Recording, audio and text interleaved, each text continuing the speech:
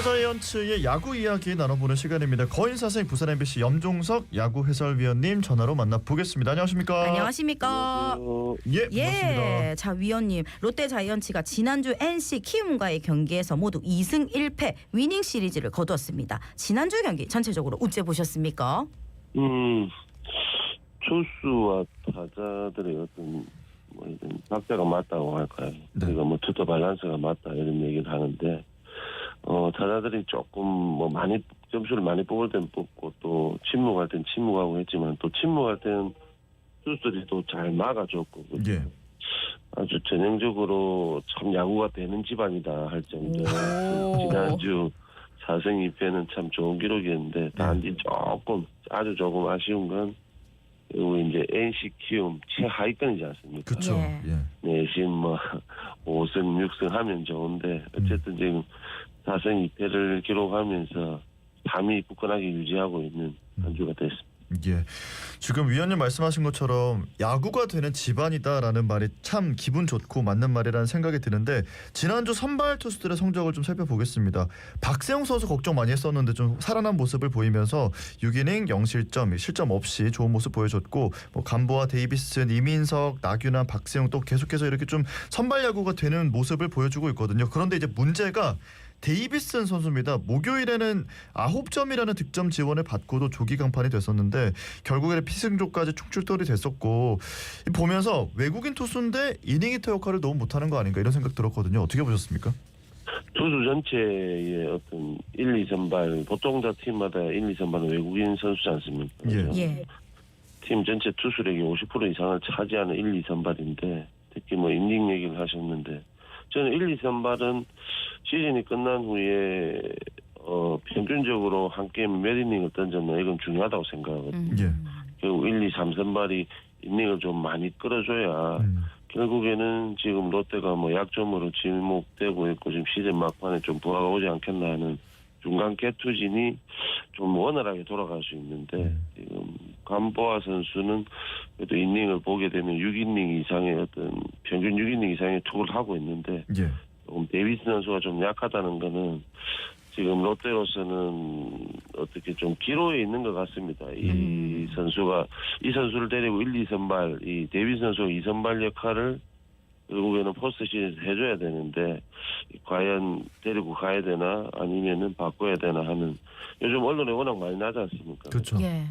이닝 히터로서의 모습은 1, 2선발로서는 첫 번째 갖춰야 되는 어떤 덕목인데 예. 그게 지금 안 된다는 게 조금 아쉬움은 남습니다. 네. 예. 아니 그러면은 감독님 입장이면은 어떻게 결정을 내리실 겁니까? 올해만큼은 좀 적기라고 보여지거든요. 예예.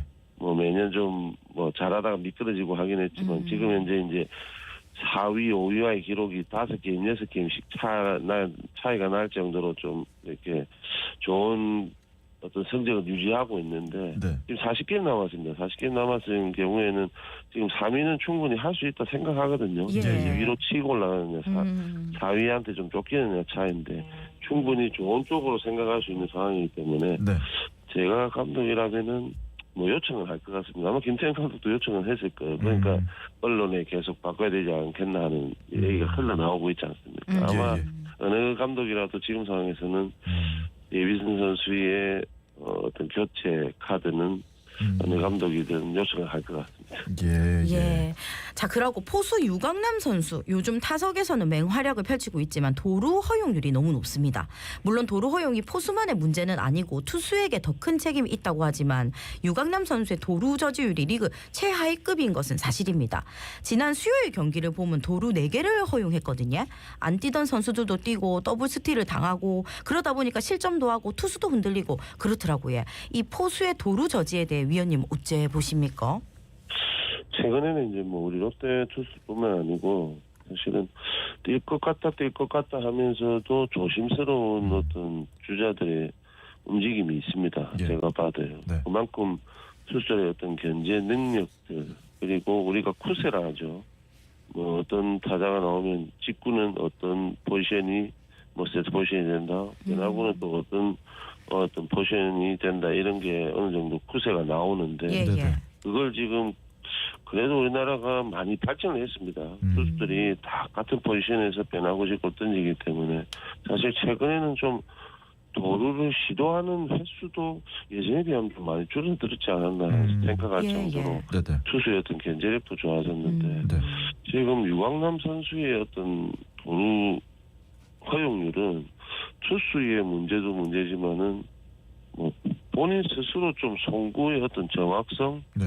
송구의 강도 자체가 LG에 있을 때보다는 좀 많이 떨어지지 않나 생각은 듭니다. 예. 이게 투수들의 어떤 타이밍 싸움을 못한다 이런 것보다는 유광남 선수의 지금 도루 허용률이 좀 높다는 거는 유광남 선수가 전적으로 조금 더 책임을 지고 예. 좀 더 송구 능력을 키워야 되지 않겠나 하는 생각이 듭니다. 네네. 예. 지금 1선발 간보아 선수 투구 폼이 좀 크지 않습니까? 그래서 이제 주자 견제가 약하기 때문에 도루 허용도 좀 많은 것 같은데 이게 뭐 별거 아니라면 별거 아닌 걸 수도 있지만 가을 야구 가시권이고 또 이런 부분들이 그 팀의 분위기나 경기의 흐름이 이렇게 확 바뀌는 그런 계기가 될 수 있기 때문에 좀 보완해야 하는 약점이 되지 않을까 싶은데 어떻게 보십니까? 이게 큰 경기일수록 조금 조심스러운 어떤 경기가 될 수도 있고 예. 큰 경기일수록 조금 더 과감하게 경기 운영을 할 수도 있는 겁니다. 그건 네. 그때 상황마다 틀리겠지만 분명히 좀 큰 경기 한 경기로 이 어떤 그 승부가 난다. 결국엔 포스트 시즌이죠, 그죠? 이럴 때는 어떤 상대 팀의 약점들을 상당히 많이 파고듭니다. 좀 전에 예, 얘기했던 쿠스라든지 이런 것들을 많이 파고들기 때문에 간보아 선수로서는 던지는 거, 그죠? 이닝을 이렇게 길게 끌고 가고 하는 거는 나무랄 데 없는데 예. 좀 그런 면에서는 포스트 시즌을 대비해서는 조금 그런 쪽으로 훈련이 좀 더 되어야 되지 않겠나. 그래야 결국은 1선발로서 이닝을 좀 끌어줄 수 있고 그 게임을 승리할 수 있는 그런 계기가 되지 않겠나 생각입니다. 간보아 선수가 분명히 예. 그 견제 능력 자체는 조금 키워야 되지 않겠나 생각이 듭니다. 네. 예. 투수가 타이밍을 내줄 경우엔 도루가 쉽습니다. 롯데에서 주자를 잘 묶는 선수하면 정철원 선수, 김원중 선수가 떠오르는데요. 이런 것도 훈련이 되는지 궁금하더라고요. 결국 투수도 PFP라는 훈련이 있습니다. 예. 종합적으로 이제 뭐 수비 훈련, 뭐 투수가 할 수 있는 수비 훈련들입니다. 그냥 1루 2루 송구, 뭐 번트 수비의 어떤 일환이고 그리고 뭐 견제구 타이밍을 바꾸는 이런 일환인데 PFP 훈련을 거의 매일 합니다. 하기 때문에 예. 이 선수들이 이제 그때 조금 보완이 돼야 되는데 사실은 동계 훈련 그러니까 스프링 캠프 때 정말 거의 100%에 가까운 어떤 이 야수들과의 포메이션이 되는데 지금은 사실은 어떤 100%라기보다는 시즌을 운영해 오면서 그냥 느낌들 뭐 본인이 좀 안 되는 것들 그냥 연습을 하는 편인데 포스트 시즌을 앞두면 아마 며칠간의 시간이 있을 때 집중적으로 PFP 훈련이 들어갈 거기 때문에 예. 단기전에서의 투수들의 어떤 PFP 능력은 분명히 연습으로는 어느 정도 커버는 됩니다. 네. 자, 그리고 요즘에 이제 필승조로 활약을 하고 있는 홍민기 선수 이야기를 좀 해보려고 합니다. 지난 화요일 경기에서 송구 실책을 범하면서 위기를 자초했고 좀 무너지는 모습이었거든요. 이게 젊은 투수의 성장통일 것이다라는 생각도 들고 또 응원해주고 싶은 마음도 들었지만은 이 투수의 송구를 좀 가다듬어야 한다. 좀 더 정교해질 필요가 있다는 생각이 들었습니다. 이런 것들은 뭐 수비 훈련으로 충분히 가다듬을 수 있는 부분 아니겠습니까? 좀 전에 PFP 훈련이라고 얘기했지 않습니까? 예. 그리고 성장통, 뭐 경험이죠, 그죠? 예. 이 홍민기 선수가 사실은 뭐 혜성같이 나타났습니다. 그 정도 해줄 줄은 몰랐는데 볼 스피드도 갑자기 확 늘고 하면서 어떻게 보면 지금 후반기 리그에는 홍민기 선수가 필승조에 지금 들어가 있습니다, 그죠? 네. 이 어린 나이에 경험 없는 선수가 필승조에 들어가가지고 어떤 상황이 나왔을 때는 송구 실책은 충분히 나올 수 있다고 봅니다. 근데 예. 좀 전에 말씀드린 대로 PFP 훈련을 계속해서 하고 있기 때문에 예. 그런 송구 능력 자체가 계속해서 어떤 폭투가 난다든지 그런 선수는 아닐 겁니다. 그러니까 훈련으로서 충분히 메울 수 있는 거기 때문에 홍민기 선수 조금 필승조하면서 실망스러운 모습이 조금씩 나오는데 그래도 자완 스페셜리스트를 이렇게 키운다는 건 쉽지 않기 때문에 그렇죠. 예. 홍민기 선수에게는 조금 더 힘이 되는 어떤 팬들의 많은 격려가 필요할 것 같습니다. 예, 홍민기 선수 응원하면서 윤성빈 선수에 대한 얘기도 나눠보겠습니다. 윤성빈 선수가 데뷔 첫 3연투를 펼쳤습니다. 지고 있을 때, 이기고 있을 때, 점수차가 클 때, 작을 때 등등 다양한 상황에서 던지게 하면서 활용폭을 넓히고 있는데 예전과 달리 날리는 공들이 많이 사라졌더라고요. 점점 자신감을 찾는 것 같은데 어떻게 보셨습니까? 제 개인적으로는 예. 이민석 선수의 어떤 호투가 네. 좀 자극이 되지 않았나 생각은 되거든요. 이민석 선수도 조금 뭐 이래 스트라이크 볼 비중을 따지면은 뭐 반반 볼 비중이 조금 더 많을 때도 있고 그랬는데 예.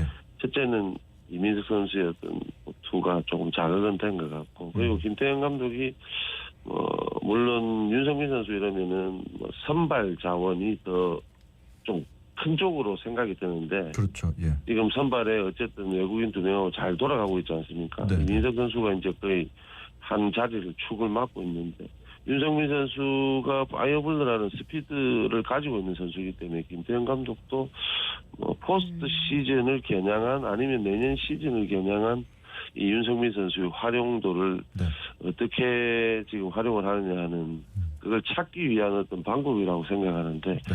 지금 현재는 너무너무 잘해주고 있는 것 같습니다. 예. 뭐 점수차가 크든 작든 네. 본인이 피칭을 계속해서 갖고 간다는 것 그것 하나만으로도 윤성민 선수가 큰 발전이 있지 않나 지금 현재는 그렇게 생각합니다. 네. 예. 너무 기분 좋은 소식이고 야구를 이제 지켜보는 팬분들 입장에서는 선수들의 그 선의의 경쟁 이런 것들이 보는 게 참 기분 좋은 부분이어서 좀 유성민 선수의 앞으로의 활약도 기대를 해보겠습니다.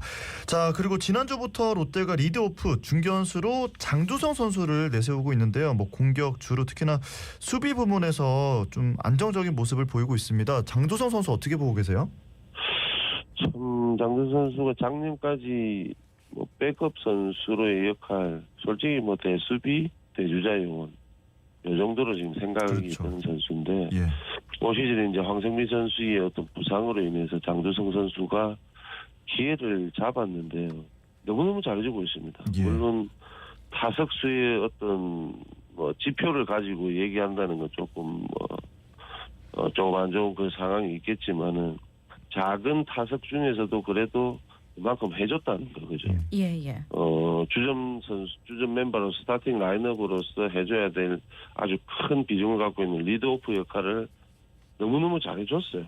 짧지만은. 네. 그래서 장두성 선수의 어떤 타격이 항상 좀 아쉬운 면이 있었기 때문에 대주자, 대수비 요원으로만 나갔는데 그만큼 그렇죠. 타격의 어떤 눈도 좀 좋아지지 않았나 하는 생각이 들고 장두성 선수도 이런 식으로 한다면은 사실 황성민 선수를 위협할 수 있는 네. 선수가 충분히 되지 않겠나 생각이 듭니다. 예. 지난주 롯데 팬들에게 가장 짜릿했던 경기는 토요일 경기였습니다. 2대1로 지고 있는 상황에서 김태형 감독이 필승조를 투입하고 수비수를 바꾸고 이렇게 하면서 막 드라마 같은 역전승을 썼는데 진짜 이 끝날 때까지 끝난 게 아닌 야구의 묘미를 제대로 본 그런 경기가 아니었나 싶습니다. 어떻게 보셨습니까? 참 감독을 명장으로 만드는 모습이었습니다. 예. 그죠? 예. 네. 그게 안타가 나올 것이다 하고 뭐 이렇게 투입하는 건 아니지 않습니까? 그렇죠. 예. 그래도 베테랑이니까 여기서 나가면은 어떤 젊은 선수들보다도 경험이 적은 선수들보다도 뭔가 해낼 것 같다는 김태형 감독의 직감입니다. 그 상황에서는. 네. 근데 그 직감을 김민성, 전준우 이 베테랑 두 선수가 해결해줬다는 건 결국 감독의 용병설이 빛난다 하는 걸 만들어준 건데 네.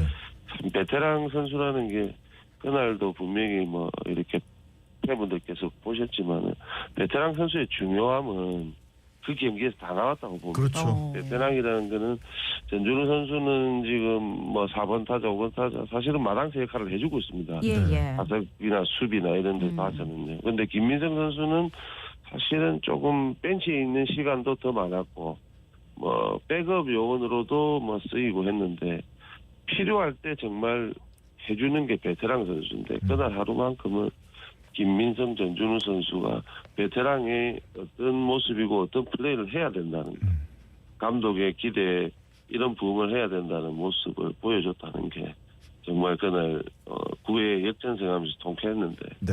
그 두 선수의 어떤 아름다운 모습이 그는 한 경기로 다 본 것 같습니다. 그러게요. 자, 오늘부터 사직에서 기아 SSG와 경기가 연이어 펼쳐지는데요. 이번 주 경기 관전 포인트 짧게 짚어주신다면요? 이번에는 뭐 중위권 팀입니다. 그죠? 예. 네. 지금 앞서 4개, 5경기, 6경기 차이를 내놨다는 벌려놨다고 얘기를 드렸는데 네. 이 경기 차를 계속해서 좀 유지를 해줘야 됩니다. 저는 이번 주는 그래도 뭐 내심 팬들이 4승 2패 생각하시겠지만 3승 3패만 해도 3승 3패. 저는 충분하다 오. 생각하거든요. 예. 지금 1, 2위를 따라가는 것도 아직 게임 차가 좀 그렇죠. 게임 수에 비해서 게임 차가 있기 때문에 네네. 제가 볼 때 3위를 유지하면서 어떤 1, 2위 팀에 틈이 있을 때 한번 치고 올라가는 게 맞다 생각이기 때문에 333. 요번- 네. 예, 요번 주는 3승 3패에서 뭐 우리가 기분 좋게 생각하면 4승 2패 네. 정도는 해야 되지 않겠나 생각이 듭니다. 예. 여기까지 듣겠습니다.